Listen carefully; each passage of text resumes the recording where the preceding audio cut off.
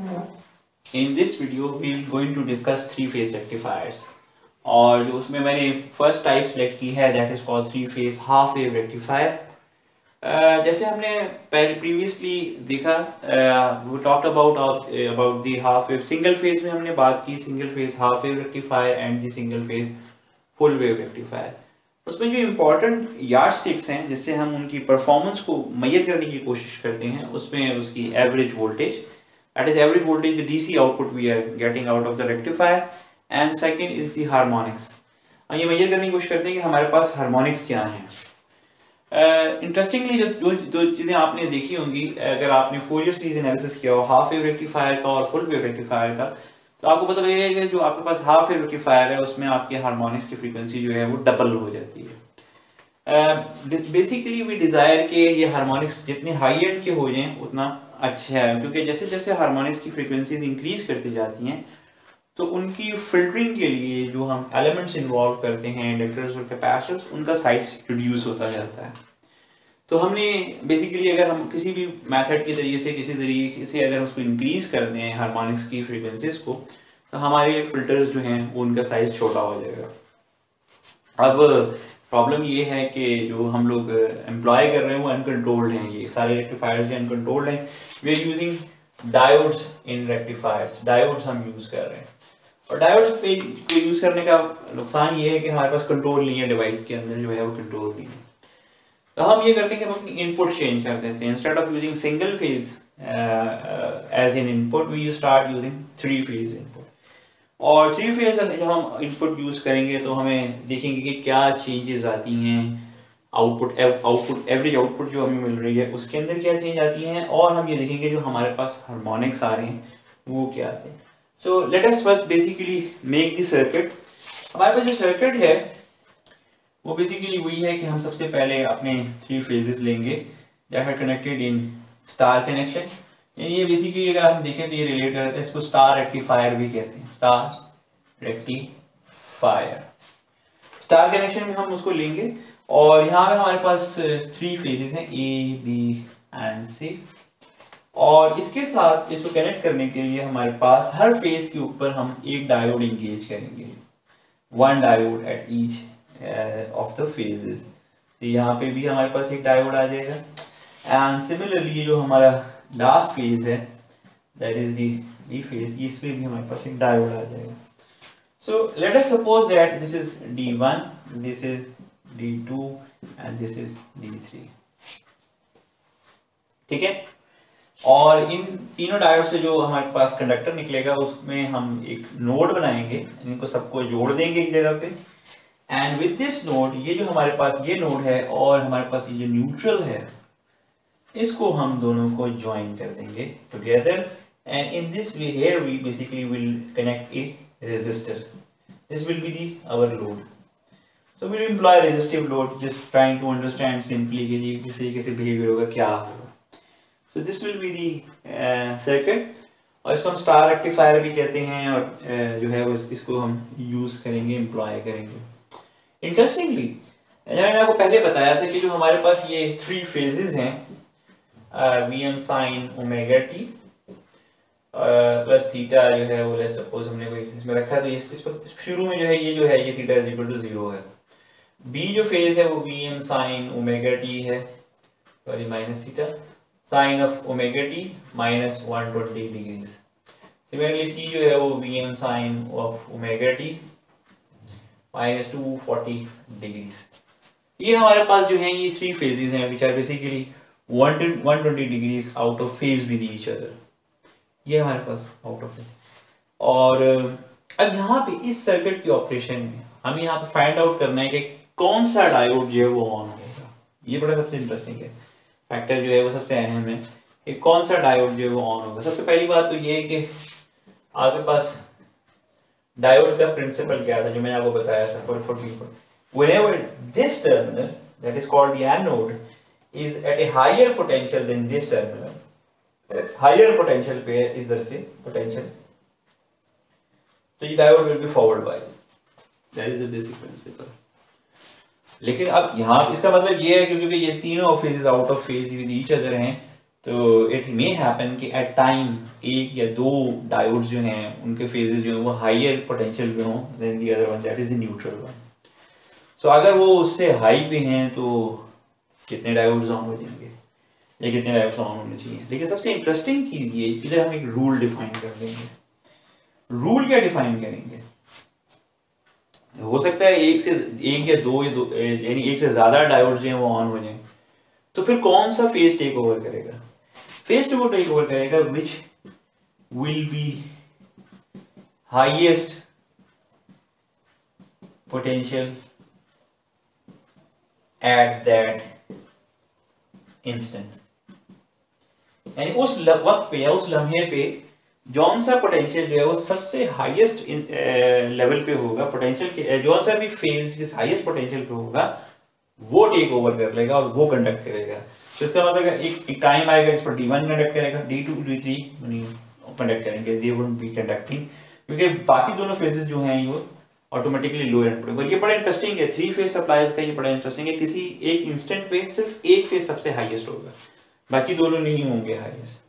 At a time दो highest नहीं हो सकते, यानी एक साथ नहीं भर रहे होते आउट ऑफ फेज होने की वजह से। तो सबसे अहम चीज है कोई सा भी एक डायोड चलेगा, और कौन सा डायोड चलेगा? जिसका पोटेंशियल सबसे हाईएस्ट होगा, which will have the highest potential. तो ये इस जो है प्रॉपर्टी जो है वो यूज होगी, वो कंडक्ट करेगा, फिर वो आउट हो जाएगा, फिर दूसरा डायोड कंडक्ट करेगा and then the third one diode will conduct. I will try to explain this thing जो मैंने अभी डिस्कस की है, इसको एक्सप्लेन करने की कोशिश करूंगा एक ग्राफिकल इलस्ट्रेशन की वजह से। Thank you. Now, with the help of this graphical representation of three-phase system, I will try to basically explain how the three-phase half-wave rectifier जो हम लोग आप डिस्कस कर रहे हैं, जिसको हम बेसिकली स्टार रेक्टिफायर कहते हैं, वो किस तरीके से ऑपरेट करता है या बिहेव करता है। यहाँ पे अगर आप देखें तो मैंने ये थ्री फेजेस ड्रॉ किए हैं, there are basically 120 degrees apart from each other. यहाँ पे मैंने इसको स्पेसिफाई किया, जो रेड वन में आपके पास लाइन है that is the phase A, जो मैंने यहाँ पे एक्सप्लेन किया था, जिसके साथ डायोड D1 कनेक्टेड है। फिर हमारे पास जो है वो फेज बी है, जिसके साथ हमारा डायोड D2 कनेक्टेड है। और फिर है फेज C3, यानी सी फेज है, जिसके साथ हमारा डायोड D3 कनेक्टेड है। मैंने ये कहा कि किसी भी वक्त पे या किसी भी इंस्टेंट पे, टाइम इंस्टेंट पे आपके पास एक जो फेज होगा वो सबसे हाईएस्ट होगा, और जो सबसे हाईएस्ट फेज होगा इट मे हैपन कि एक या दो फेजेस जो हैं वो एक साथ पॉजिटिव हों और वो डायोड्स को टर्न ऑन करें, लेकिन किसी भी वक्त पे एक जो फेज होगा वो सबसे हाईएस्ट होगा। तो जो फेज सबसे हाईएस्ट होगा उसी वही जो है उसी का डायोड कंडक्ट करेगा। तो एक एट ए टाइम जो है एक इंस्टेंट पे सिर्फ एक डायोड कंडक्ट कर रहा होगा। अब हम देखते हैं किस तरीके से हम इसको चीज़ को एक्सप्लेन कर सकते हैं। हम ये थ्री फेजेस जो हमारे पास आ रहे हैं मैंने इसमें ड्रॉ किए हुए हैं, और साथ जो है वो मैंने टाइम इसे सेलेक्ट किए हैं, और मैंने एक खास टाइम पीरियड सेलेक्ट किया जहाँ से मैंने स्टार्ट किया। मैंने जीरो से स्टार्ट नहीं किया, रादर मैंने 30 डिग्री से जो है वो स्टार्ट किया है। ये ऑब्वियसली 360 के बाद ये रिप्ले जो है ये रिपीट हो रहा होता है। यहाँ तक अगर मैं देखूँ तो 360 हो जाएगा, उसके बाद ये रिपीट हो रहा होगा। तो अब यहाँ पे जो है मैंने हर इंस्टेंट के ऊपर एक एरो ड्रॉ किया है, और उस पर लिखा है कि किस डिग्री से, जैसे ये 30 डिग्री है, फिर ये 60 डिग्री है, फिर ये 90 डिग्री है, देन 120 एंड 150 डिग्री, एंड फिर देन ये रिपीट्स दैट, लाइक 180 यहाँ होगा, फिर यहाँ पे आपका 210 होगा, 240 है, फिर यहाँ पे आपके पास 270। तो इस तरीके से जो है ना इसके अंदर रिपीटेशन हो रही है, ये जो रिपीट हो रहे हैं instances. And we will see कि किसी भी इंस्टेंट पे कौन सा जो फेज है वो हाईएस्ट होगा। सबसे पहले हम स्टार्ट करते हैं 30 डिग्री से। एट दी 30 डिग्रीज हम सेलेक्ट करते हैं। इस वक्त हमारे पास जो फेज ए है, जो रेड कलर की लाइन से स्पेसिफाइड है, उसकी वैल्यू क्या है? वो अराउंड 0.5 है। इसके बाद हमारे पास जो फेज बी है, उसकी जो है वो येलो कलर में है, और उसकी वैल्यू जो है वो अराउंड -0.8 समथिंग है। और इसके बाद जो थर्ड वन है वो फेज सी है, और वो जो ब्लू कलर की लाइन में है, और एट दैट इंस्टेंट वो भी 0.5 पे है। ठीक है, तो हम ये देखते हैं कि एक तो हमारे पास जो है वो माइनस में है, और वो माइनस वाला तो फेज हमारा कंडक्ट नहीं कर सकता, जो कि फेज टू है, फेज बी है, जिससे D2 हमारा कनेक्टेड है, तो वो तो कंडक्ट नहीं कर सकता। तो हमारे पास जो कंडक्ट कर सकता है वो फेज ए है और फेज सी है। Now very interestingly phase A जो है वो भी 0.5 पे और फेज सी भी जो है वो 0.5 पे है, लेकिन अगर हम यहाँ पे देखें एट द नेक्स्ट इंस्टेंट, यानी इस 30 के बाद जो अगर नेक्स्ट जो इंस्टेंट आ रहा है 31 है लेट्स सपोज, तो 31 पे जो डायोड जो जो आपका रेड में कलर में है फेज ए वो हाइयर होगा जो दूसरा कलर है ब्लू में जो कि हम आपका फेज सी है उससे, अगली इंस्टेंट वो हाई हो जाएगा। अगर वो उस पर हाई हो जाएगा तो इसका मतलब ये है कि इस इंस्टेंट पे सबसे हाईएस्ट जो फेज होगा वो कौन सा है, इस इंस्टेंट पे सबसे हाईएस्ट फेज जो है वो फेज ए है। क्लियर है, यानी साफ नजर आ रहा है। ये देखेंगे आप यहाँ पे रेड वन जो है वो सबसे हाईएस्ट है, ब्लू वन जो है वो डाउन जा रहा है, डिक्रीज कर रहा है, और येलो जो है वो तो है ही हमारे पास जो फेज बी है वो तो है ही नेगेटिव में, तो उससे तो हमारा कोई कंपैरिजन है ही नहीं, वो है ही एट ए लोअर पोटेंशियल है। सो इस इंस्टेंट पे दैट इज 30 डिग्री जो है सबसे हाईएस्ट जो होगा फेज वो फेज ए होगा, और वो ऑब्वियसली डी वन से कनेक्टेड होगा, तो हमारा सबसे पहला जो होगा वो डी वन कंडक्ट करेगा।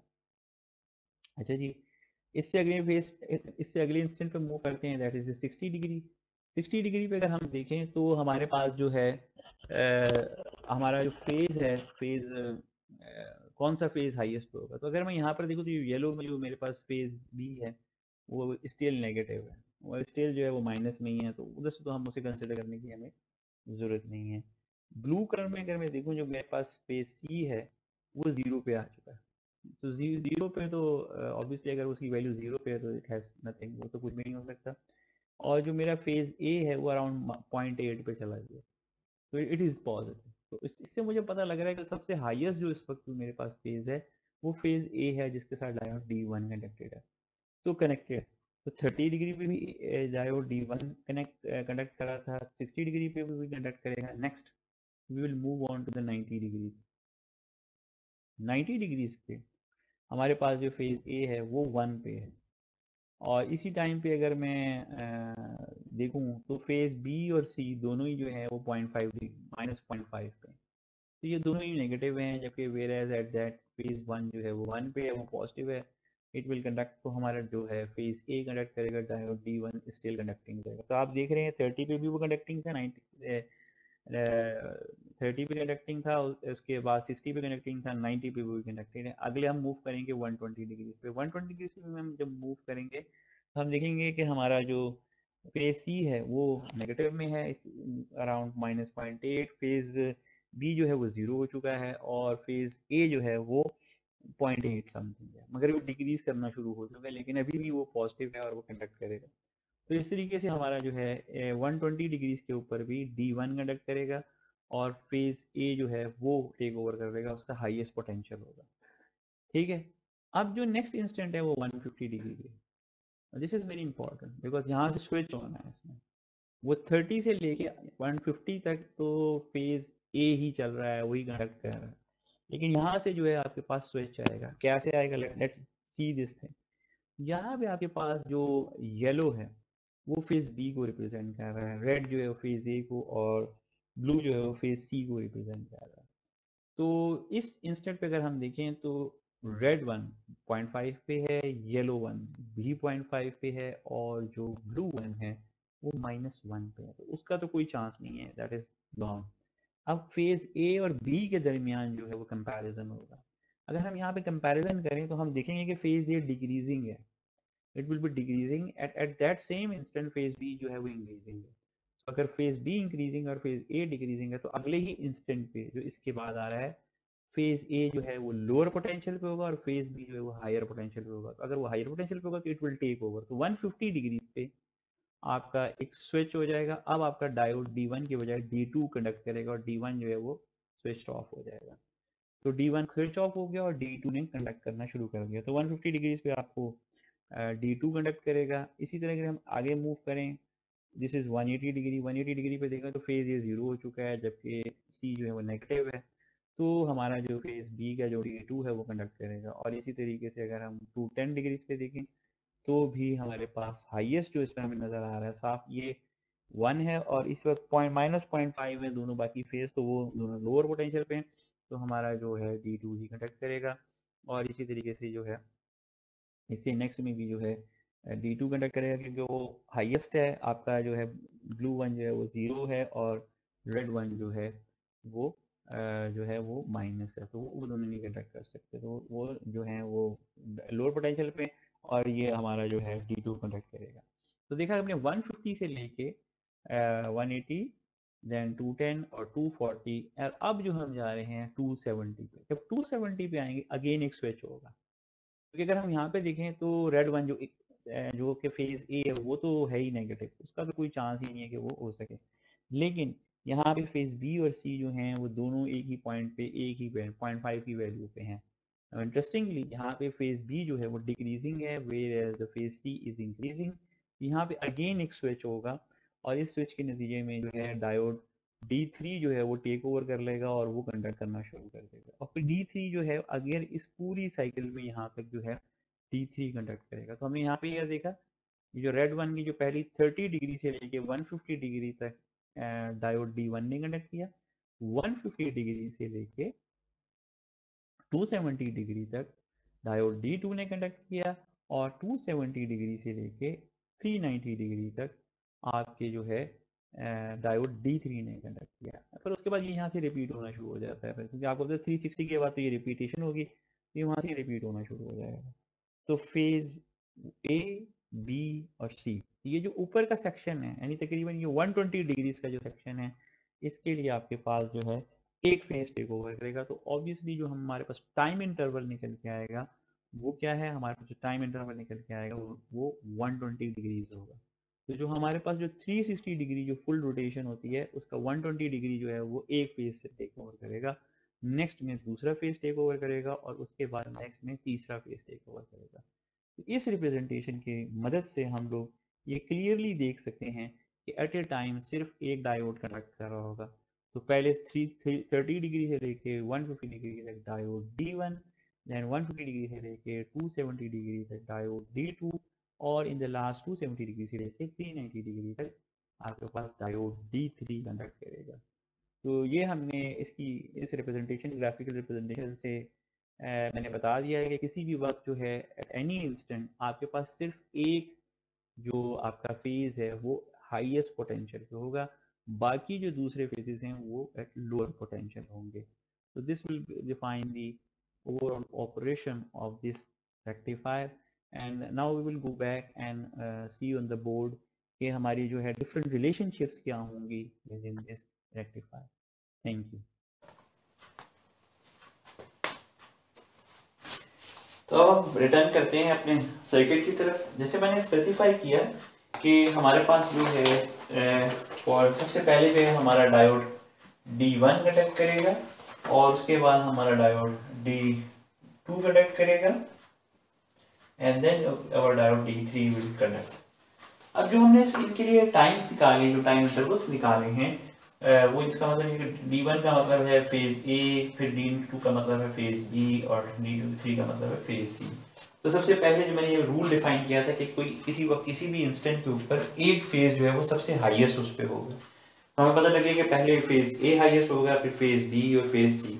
और जो हमने निकाली है टाइम इंटरवल निकाली है वो 30 डिग्री से लेके 150 डिग्री तक जो है वो हमारा फेज ए है, फिर 150 डिग्री से लेके 270 डिग्री तक जो है वो हमारा फेज बी है, और 270 डिग्री से लेके 390 डिग्री तक जो है हमारा फेज सी है। ये हमने उसकी डिवीजन करके डिवाइड कर ली है।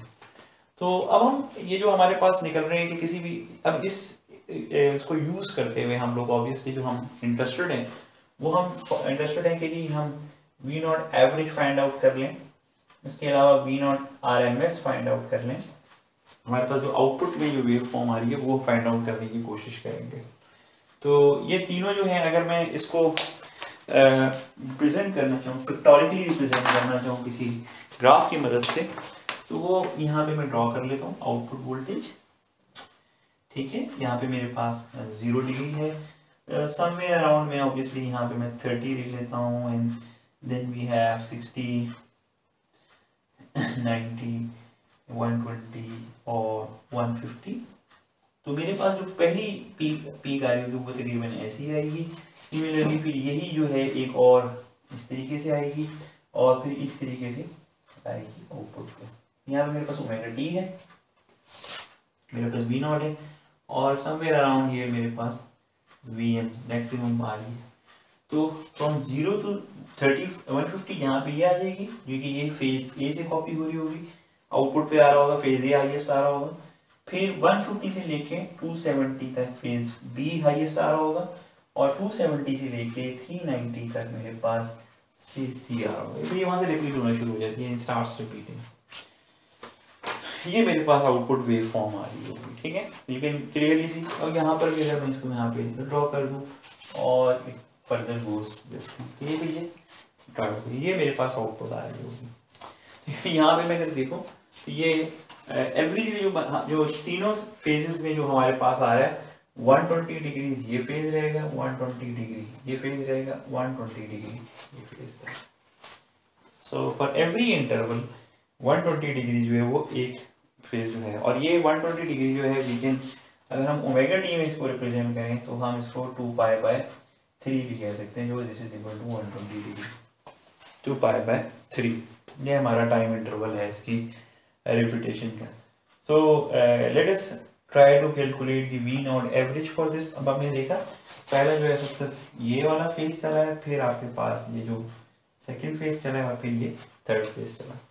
तो now it will be very easy कि हम लोग ये दो इंपॉर्टेंट क्वांटिटीज फाइंड आउट करें, वी नॉट एवरेज और V naught RMS. So after finding out these we can easily calculate the efficiency and the ripple factor for this thing, and obviously फिर अगर ये दो चीज़ें निकल आती हैं तो फिर इनकी मदद से हम तमाम परफॉर्मेंस पैरामीटर्स जो हैं वो इसके निकाल सकते हैं, and we can draw a comparison between a single phase half wave rectifier, single phase full wave rectifier and three phase half wave rectifier जिसको हम स्टार रेक्टिफायर भी कहते हैं, इनके परफॉर्मेंस पैरामीटर्स का जो है वो एक कंपैरिजन ड्रॉ कर सकते हैं, ठीक है। तो मैं भी थोड़ा सी इसकी आउटपुट की जो एवरेज आ रही है, जो आउटपुट वी नॉट आरएमएस की आ रही है इक्वेशंस, वो थोड़ी सी ड्राइव कर देता हूँ, ताकि जो है फर्दर जो है आपको ये चीज़ें क्लैरिफाई हो जाए सॉल्व करने के बाद। अच्छा, तो मैंने जिस तरह कहा तो we take the first interval जो हमारे पास आ रहा है, वी नॉट एवरेज जो है could be represented with the help of this equation. We have 0 to t v not of omega T, तो आपके पास आउटपुट पे वैल्यू है d ऑफ ओमेगा टी। तो let's suppose this is the standard equation जो हमारे पास है, और इसके अंदर हम इस सर्किट के रिस्पेक्टिवली जो है वो वैल्यूज रिप्लेस कर देते हैं। So V naught average is equal to 1/2π/3, ये टाइम पीरियड है, जैसे हमने यहाँ पे निकाला था, मैंने आपको बताया कि टाइम पीरियड जो है 120 डिग्री है, जिसको 2π/3 से रिप्रेजेंट किया। सबसे पहला जो इंटरवल लिया था π/6 जो है वो ऑब्वियसली 30 डिग्रीज है, 2π/6 this is equal to 150 degree centigrade, 150 degree, और ये मेरे पास पहला ही फेज है साइन ओमेगा टी, ये मैंने पहले लिख दिया था, ये पहला फेज आ रहा है, और से नेक्स्ट जो आएगा उसमें फिर वो शिफ्टेड होगा -120 degree further. So if we solve it we have 3Vm over 2π/6 5π/6 sine of omega T D of omega T. अगर ये कैलकुलस की जो है सारी कैलकुलेशंस करें और इसको सिंप्लीफाई करें, तो we will end up with 3√3 Vm over 2π. So this will be the value we will get from this thing. तो ये हमारे पास वी नॉट एवरेज आ जाएगी, ये उसकी वैल्यू है जो हमें अचीव हो रही है इस केस के अंदर। तो हम इसको सॉल्व कर लेंगे, आगे हम चलेंगे, और नेक्स्ट जो इम्पॉर्टेंट पैरामीटर है जो मैंने आपको बताया है वो है वी नॉट आरएमएस। तो we will calculate the V naught RMS, V naught RMS. अब ये क्या है हमारे पास, ये अगेन हमारे पास गिवन है 1/t 0 to t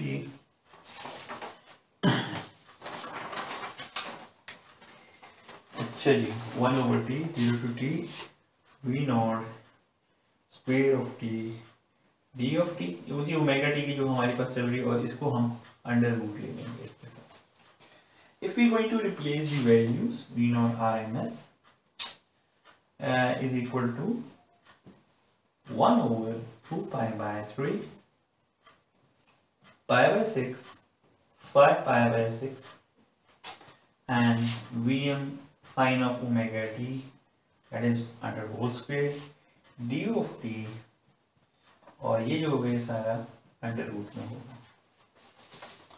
So if we do the, इसको सॉल्व करें ट्रिग्नोमेट्रिक आइडेंटिटीज लेके और जो कैलकुलस के जो नॉर्मल सॉल्यूशन फॉर्मूलाज हैं, we will end up with 0.84 Vm. That is the final value we achieve for V naught RMS. तो इस तरीके से यहाँ पे पहले देखें, we achieve V naught average is equal to 3√3 Vm over 2 pi. तो ये दो वैल्यूज अगर हमारे पास हैं तो obviously I have told you, क्योंकि हमने जो लोड लिया है वो रेजिस्टिव इन नेचर है, तो we can easily calculate the currents. I naught average भी निकाल सकते हैं, आई नॉट आरएमएस भी निकाल सकते हैं, and with the help of those values we can calculate the efficiency. हम एफिशिएंसी फाइंड आउट कर लेंगे और रिपल फैक्टर फाइंड आउट कर लेंगे, which will overall give us the performance parameters for 3-phase half-wave star rectifier. So I hope so this clarifies all the things, or inshallah we will continue. Thank you.